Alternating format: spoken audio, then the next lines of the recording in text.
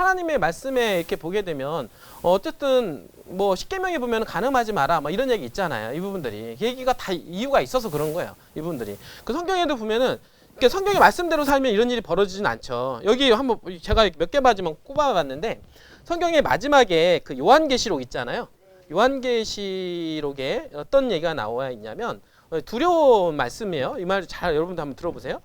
두려워하는 자들과 믿지 아니하는 자들과 여기도 나옵니다. 믿지 아니하는 자들도 이게 포함이 되는데 가증한 자들과 가증스러운 자들과 살인하는 자들과 음행하는 자들과 여기서 보면은 음행하는 자들과 이렇게 얘기 나오죠. 여기서 음행이라고 하는 게 뭐냐면 맞잖아요.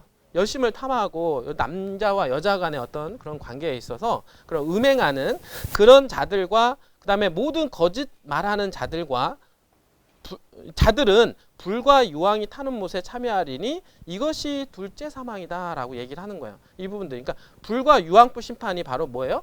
둘째 사망이다 라고 성경은 얘기하잖아요. 이 부분들이 그러니까 제가 여기 지금 열거한 부분들이 뭐냐면 두려워하는 자가 믿지 아니하는 자들과 가증스러운 자들과 살인하는 자들과 음행하는 자들과 마술하는 자들 우상숭배하는 자들과 거짓말하는 자들 뿐만 아니라 이런 어떤 죄를 범하는 자들은 결국에는 그 둘째 사망을 당한다라고 얘기를 하는 엄중한 말씀이 있다라고 하는 거죠. 이 부분들은. 그러면 이게 여기만 나와 있는 게 아니라 그럼 둘째 사망이 뭐냐? 둘째 사망이 여러분들 그 성경에 이게 성경을 이렇게 쭉 보시면은요.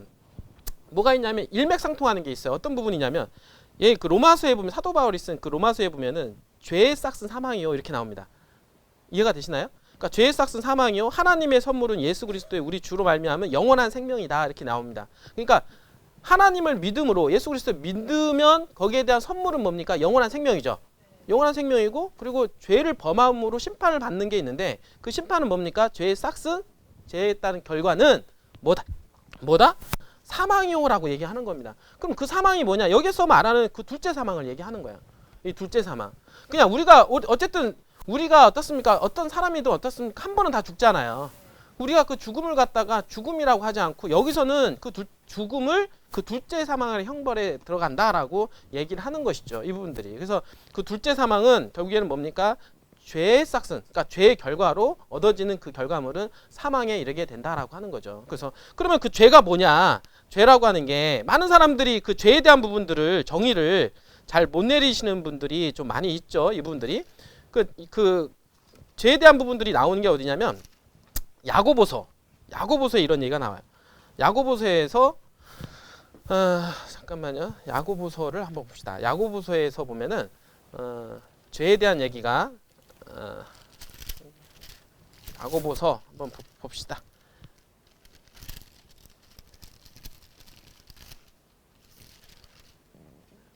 자, 그 죄라고 하는 것은 우리가 얘기하기를 우리가 사람이 태어나면 죄인 아니냐. 어떤 분들 이렇게 얘기하시잖아요. 그렇죠? 태어난 것 자체가 죄인 아니냐. 그러면은 태어나는 것 자체가 죄인이면 하나님께서 죄인을 양상시키는 건가요? 아니잖아요. 그러니까 죄라고 하는 정의를 잘 이해를 못 하셔서 그래요. 그래서 어떤 사람들은 태어나는 것 자체가 죄다. 그게 이제 원죄설이라고 하는데 원죄설이 아닌 겁니다. 우리는 죄의 경향, 그러니까 태어나면은 죄로 치우치는 거죠. 사실은 아담의 죄로 인해서 우리가 죄를 지을 수 있는 그런 자꾸 방향으로 흘러요. 이 부분들이. 그러니까 자꾸 죄를 짓게 되는 겁니다. 그렇게 해서 죄를 짓게 되는 거예요. 그래서 그 죄라고 하는 정의에 대해서 잘 나와 있는 게 그 야고보서에 나와 있는데 이렇게 나와 있어요.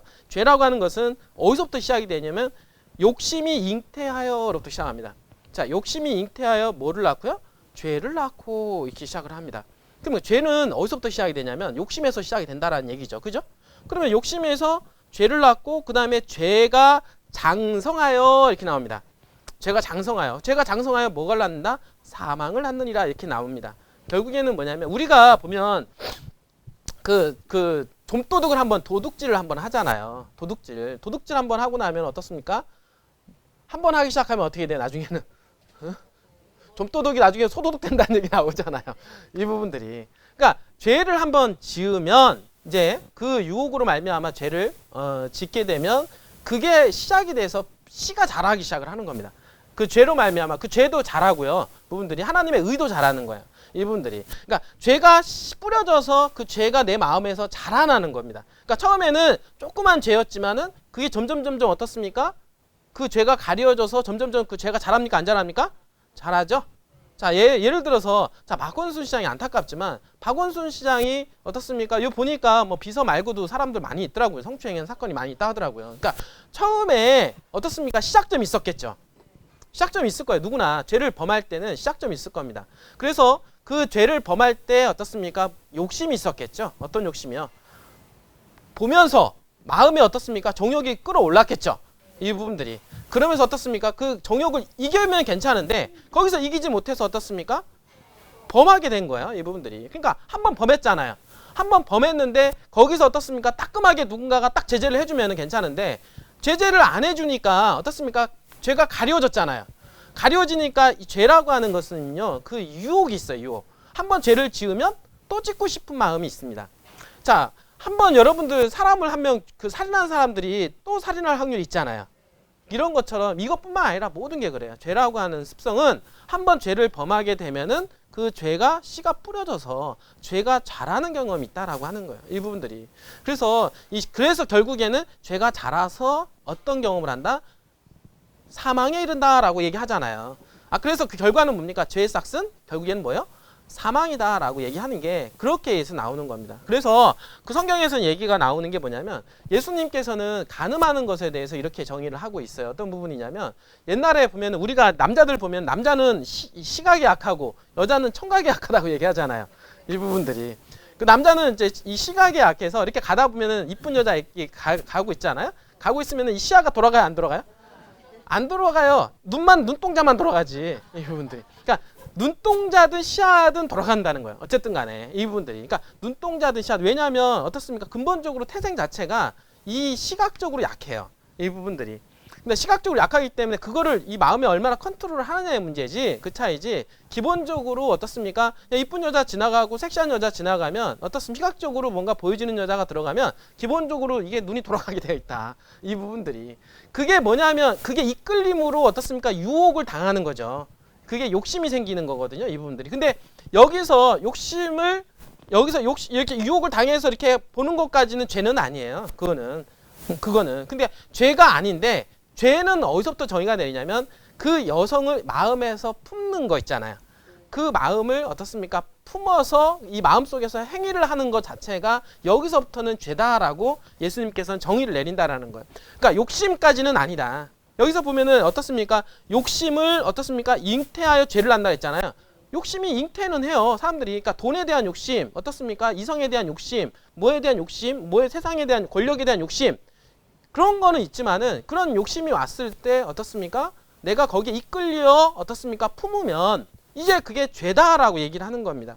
왜냐하면 사람인지라 누구나 그 욕심에 이끌리긴 하지만은 어떻습니까? 그거를 하나님을 알게 되면 어떻게 되냐면 하나님의 성령님께서 우리의 충만함으로 어떻습니까? 죄를 끊어버리는 역할을 한단 말이에요. 이 부분들이. 그러니까 그런 유혹이 왔을 때 죄를 끊고 죄를 승리하는 삶을 살 수 있게끔 해주는 게 성령 보혜사거든요. 성령님께서 그 역할을 해주시는데 그래서 하나님의 이 말씀의 진리로 어떻습니까? 이 말씀에 의가 들어오게 되면 의도 잘하게 되죠. 이 부분들이. 그러니까 죄도 잘하고 의도 잘하게 됩니다. 우리 마음속에서는. 그래서 항상 죄와 의와 이게 항상 어떻습니까? 우리 마음속에서는 충동이 일어나요. 이 부분들이. 그러니까 예를 들어서 하나님의 이 말씀으로 어떻습니까? 여러분들께서 충만해지면 어떻게 됩니까? 의를 구하려고 하죠.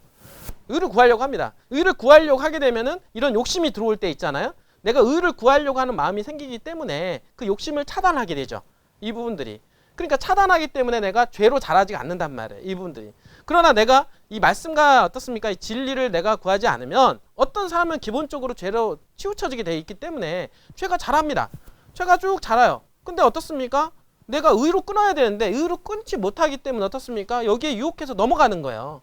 이 부분들이. 넘어가서 죄를 범하게 되면 결국에는 이게 계속 그런 경험이 자라다 보면은 나중에 사망에 이른다라고 하는 거죠. 이 부분들이. 그래서 첫 단추가 되게 처음이 어렵지만 처음을 한번 죄도 첫 단추를 딱 깨버리면은 잘못하면은 어떻습니까? 자라서 나중에 문제가 생긴다라고 하는 거예요. 이 부분들이. 그래서 여러분들이 그러니까 죄가 자라지 않게끔 죄로부터 승리할 수 있게끔 할 수 있는 방법은 결국에는 하나님의 말씀밖에 없다라고 하는 거예요.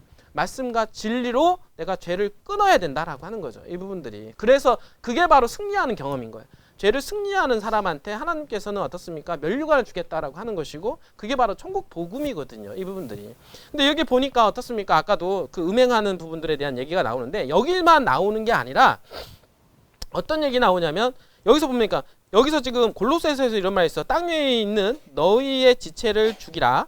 곧 음행과, 여기도 음행과 이렇게 나오죠. 음행과 부정과. 얼마나 사람들이 음행을 하게 되면 죄로 치우쳐지게 되면은 음행이라는 말이 꼭 나와요. 사실은 음행과 부정과 사욕과 악한 생욕과, 여기도 생욕이라고 나오죠. 생욕과 탐심이니 탐심은 우상숭배니라. 이런 것들 때문에 하나님의 진노가 불순종의 자녀들의 임하니라 이렇게 얘기 나오거든요. 이 부분들이 하나님께서는 이 음행하는 거 어떻습니까? 색욕하는 거 이런 부분들에 대해서 상당히 좀 좋게 안 봐요. 이 부분들이 좋게 안 보기 때문에 이런 경우에 아까 뭐라고 여기서 그 나와 있습니까? 둘째 사망에 이른다라고 하나님께서 말씀을 주셨잖아요. 그뿐만 아니라 갈라디아서에서도 또 이런 말이 나오거든요. 어떠냐면 육신의 일들은 분명히 나타나니 곧 육신의 일은 어떤 생각을 하냐면 육신에 있잖아요. 육신과 성령이 있는데 육신은 항상 어떤 생각으로 치우쳐지게 되냐면 뭐라고 하냐? 간음과 음행과 더러운 것과 음욕과 이렇게 나와요. 여기 지금 갈라디아에서 이렇게 갈라디아에서 이렇게 나와요. 육신은 어떤 생각을 항상 치우쳐서 생각을 하냐면 간음과 음행과 더러운 것과 음욕과 우상숭배와 마술과 원수매짐과 다툼과 질투와 분노와 투쟁과 분열과 이단들과 시기와 살인과 술취함과 흥청거림과 이런 거라는 거예요. 그러니까 사람의 육신은 있잖아요. 성령님으로 끌려지지 있지 않으면 이렇게 치우쳐지게 돼 있다는 거예요. 기본적으로 이 부분들이. 그러니까 사람이 악해져 있다. 악하게 그 성향들이 자꾸 치우쳐지니까 이 치우쳐지는 그 성향을 끊기 위해서는 예수 그리스도밖에 없다.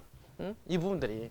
그러니까 예수 그리스도 그 십자가 이 보혈 이 성령의 말씀 이거밖에 없다라고 하는 거예요. 이 부분들이. 그래서 이 말씀을 그래서 여러분들이 봐야만이 죄로부터 승리하는 삶을 여러분들이 살 수가 있다라고 하는 거죠. 그래서 이런 죄로부터 승리하는 사람들한테는 뭘로 갚아주겠다라고 요한계시록에서는 얘기하냐면 그 각 7개의 교회들한테 보내잖아요.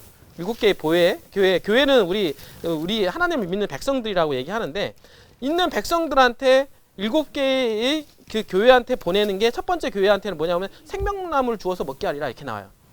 두 번째 교회는 뭡니까? 이기는 자는 둘째 사망으로부터 해를 받지 아니하리라 이렇게 나와요. 둘째 사망은 지옥. 아까 얘기했던 유황불 심판이라고 했는데 유황불 심판 받지 않는 거는 천국이잖아요.